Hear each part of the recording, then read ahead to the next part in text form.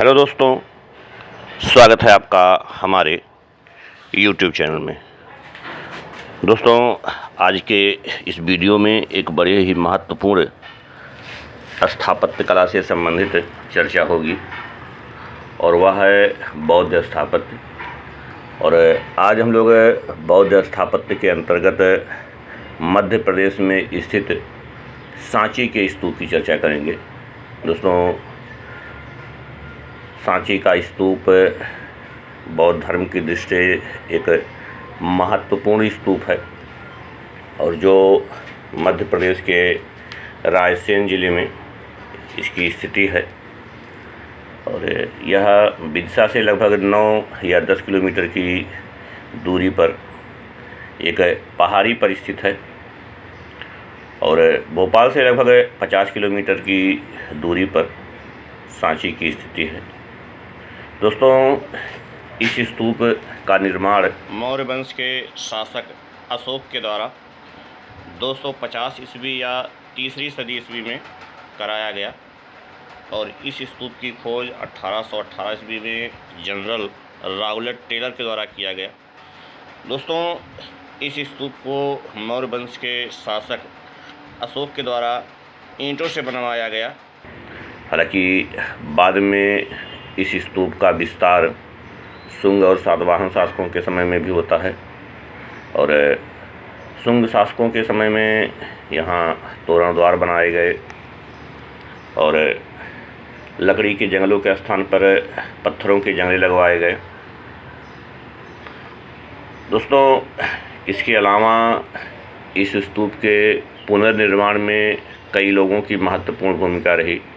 अगर पुनर्निर्माण की बात की जाए तो 1881 ईस्वी में मेजर कोल्ग ने इस स्तूप की सफाई और मरम्मत का कार्य करवाया और उसके पश्चात 1912 से लेकर के 1919 ईस्वी के मध्य सर जॉन मार्शल के द्वारा इसमें रंग रोगन करवाया गया, इसका सौंदर्यीकरण किया गया और बाद में 1936 ईस्वी में मोहम्मद हुसैन कुरैशी के द्वारा भी पुनर्निर्माण में महत्वपूर्ण भूमिका निभाई गई और विश्व परिदृश्य के सामने सांची का स्तूप एक उत्कृष्ट स्तूप के रूप में प्रस्तुत हुआ। हालांकि इस सांची स्तूप के कुछ अवशेष सांची के स्थानीय संग्रहालय में देखे जा सकते हैं और इस स्तूप के निर्माण में लाल बलुआ पत्थर का बड़ी सुंदरता से प्रयोग किया गया। हालांकि इस सांची स्तूप के कई अन्य नाम प्राचीन काल में देखने को मिलते हैं। इसी को काकंदकोट, काकनम, काकनाया, काकवाड़ जैसे तमाम उल्लेख मिलते हैं और जिस पहाड़ी पर ये स्तूप बना है वो सांची की पहाड़ी के नाम से भी जाना जाता है। हालांकि इस पहाड़ी को और भी कई नामों से जाना गया है, जैसे बिरसागिरी, चैत्यगिरी, काकन्य पर्वत जैसे और भी नाम दिए गए। दोस्तों, अगर हम लोग बौद्ध ग्रंथों में देखें तो एक महावंश ग्रंथ है जिसमें सांची को चेतियागिरी कहा जाता है। दोस्तों, यहाँ हम लोग अगर सांची में देखें तो सांची में एक नहीं, यहाँ पर 3 स्तूप बने हुए हैं। असल में ये माना जाता है कि महात्मा बुद्ध के महापरिनिर्वाण के पश्चात उनकी अस्थियों को 8 दावेदारों को दिया गया, जिस पर 8 शारीरिक स्तूप बने। लेकिन मौर्य शासक अशोक ने उन 8 स्तूपों में से 7 स्तूपों को तुड़वा करके केवल पिपरावा के स्तूप को छोड़ करके, जो सबसे प्राचीनतम स्तूप है, बाकी अन्य 7 शारीरिक स्तूपों को तुड़वा करके पूरे भारत में लगभग 84,000 स्तूपों का निर्माण अशोक के द्वारा करवाया गया और उसमें एक स्तूप सांची में भी है। तो सांची में एक स्तूप है जिसे महास्तूप कहा गया और उस महास्तूप में बुद्ध के शरीर के अवशेषों के कुछ अंग रख करके इस स्तूप का निर्माण करवाया गया। और इसके अलावा दो स्तूप शुंग शासक पुष्यमित्र शुंग के द्वारा अशोक के बाद उनके दो शिष्य सारिपुत्र और मोगदलियान के शरीर के अवशेषों को रख करके शुंग शासकों ने दो स्तूप का निर्माण करवाया। हालांकि कहा जाता है कि जो भस्म रखा गया था बुद्ध के शिष्यों का, जैसे सारिपुत्र का और मोगदलियान का, इस अवशेषों को कनिंघम जब साफ सफाई करवा रहे थे तो उनको मिला भी था, और उस भस्म पात्र में जो है अशोक के धर्म प्रचारकों की एक सूची भी मिलती है।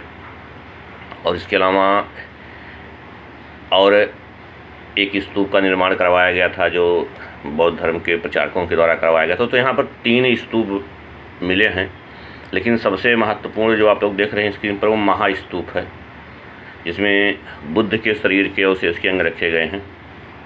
और ये महास्तूप सांची पर्वत के ऊपर बनाया गया है और यह सबसे प्राचीन है। और दोस्तों, अगर इस महास्तूप की बात की जाए तो यह महास्तूप जिसका व्यास 120 फीट है, और 120 फीट को मीटर में बदलेंगे तो लगभग 36 मीटर आएगा, और इसकी ऊंचाई 54 फीट बनाई गई है। और ये छत्र और वेदिका को छोड़कर इसकी ऊंचाई 54 फीट मानी जाती है। और इस स्तूप के 4 तोरण द्वार बनाए गए हैं जिसकी ऊंचाई 34 फीट है।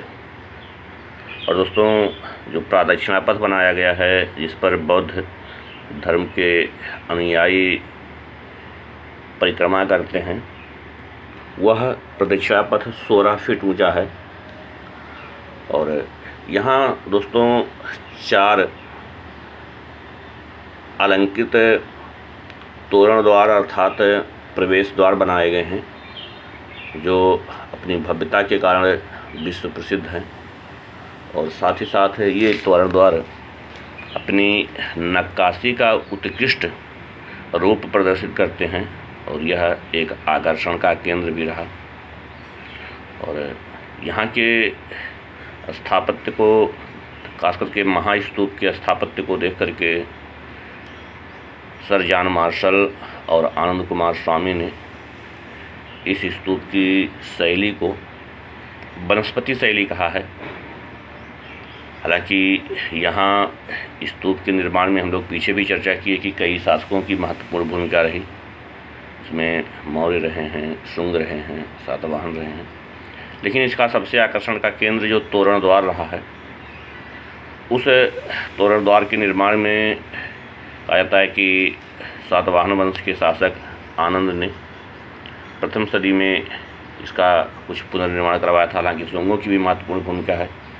और शुंगों के शासनकाल में स्तूप में भव्य तोरण द्वार और उन तोरण द्वार में भिन्न प्रकार की जो है मूर्तियां बनाई गई, जैसे ये छिछड़ी की आकृतियाँ यहाँ उकेरी गई है। हालांकि यक्षछड़ी में स्पेशली सालभंजिका और वृक्षिका यक्षड़ी महत्वपूर्ण रही हैं। और तोरण द्वार के दोनों स्तंभों पर द्वारपाल यक्ष के रूप में मूर्तियां बनाई गई हैं।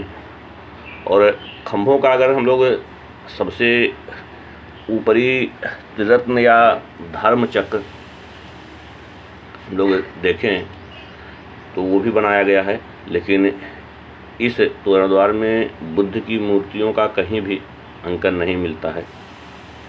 और यहाँ अगर हम लोग देखें कि सांची स्तूप के तोरण द्वार बनाए गए हैं, उन तोरण द्वार की क्या दोस्तों, यहाँ सांची स्तूप का जो तोरण द्वार बनाया गया है उसमें अगर हम लोग देखें तो जिस तोरण द्वार का निर्माण सबसे पहले हुआ है हम लोग उसकी बात करते हैं। तो दोस्तों, यहाँ हम लोग देखे हैं कि 4 दिशाओं में 4 तोरण द्वार बनाए गए हैं। और इन तोरण द्वारों में जो सबसे प्राचीन तोरण द्वार है, अर्थात सबसे पहले बनाया गया है, वो दक्षिणी तोरण द्वार है। अर्थात इन तोरण द्वारों में सबसे प्राचीन या सबसे पहले बनाया गया तोरण द्वार दक्षिणी तोरण द्वार है। और इस पर श्रीदेवी, गजलक्ष्मी, अशोक की रामग्राम यात्रा, सरोवर में कमल जैसे आकृतियाँ दक्षिणी तोरण द्वार पर बनाई गई है।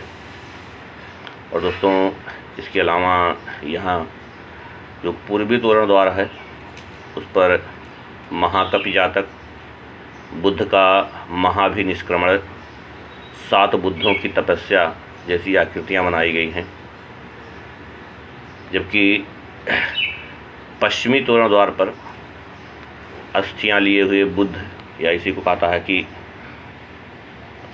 अस्थियों के लिए युद्ध, या इसी को कहा जाता है कि अस्थियों को लिए हुए भिक्षु आकृति बनी है। बुद्ध की तपस्या ये भी बनाया गया है।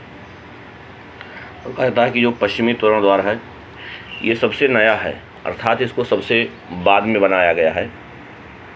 और जो उत्तरी तोरण द्वार है उस उत्तरी तोरण द्वार में छादंत जातक, देशांतर जातक, जेतवन बनदान, बंदर द्वारा बोध वृक्ष की पूजा जैसे उत्तरी तोरण द्वार पर आकृतियाँ बनाई गई हैं। और कहा जाता है दोस्तों यह तोरण द्वार सबसे सुरक्षित है, अर्थात उत्तरी तोरण द्वार को सबसे अलंकृत बनाया गया है।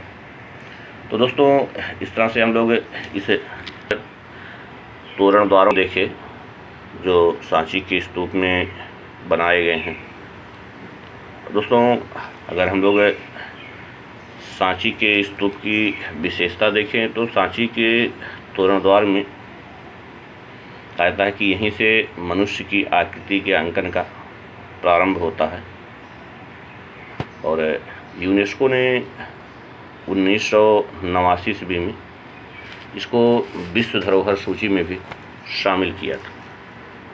दोस्तों सांची में बुद्ध की मूर्तियों के स्थान पर प्रतीकों का प्रयोग होने के कारण यहाँ पर प्रतीक की बहुलता देखने को मिलती है।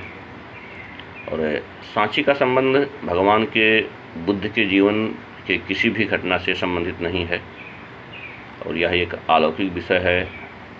और मानव की प्रतिमा तथा मानव आकृतियों का सामूहिक अंकन का प्रारंभ सांची स्तूप से ही प्रारंभ हुआ माना जाता है। और सांची की मूर्तिकला में अगर हम लोग देखें तो आकृतियों की भीड़ भाड़ अधिक दिखाई देती है। और यहाँ पर मोर पक्षी का सबसे ज़्यादा अंकन किया गया है। और सांची स्तूप में ब्राह्मी लिपि का प्रयोग किया गया है। और ये माना जाता है कि सांची स्तूप पर मालवा शैली का प्रभाव है। और यहाँ मोटे पेट वाले बौने नाटी आकृतियाँ आपको देखने को मिलती हैं। तो दोस्तों ये सांची का जो स्तूप है हम लोग अभी देखे हैं भारत सरकार ने 200 रुपये पर सांची स्तूप की आकृति छापे हैं।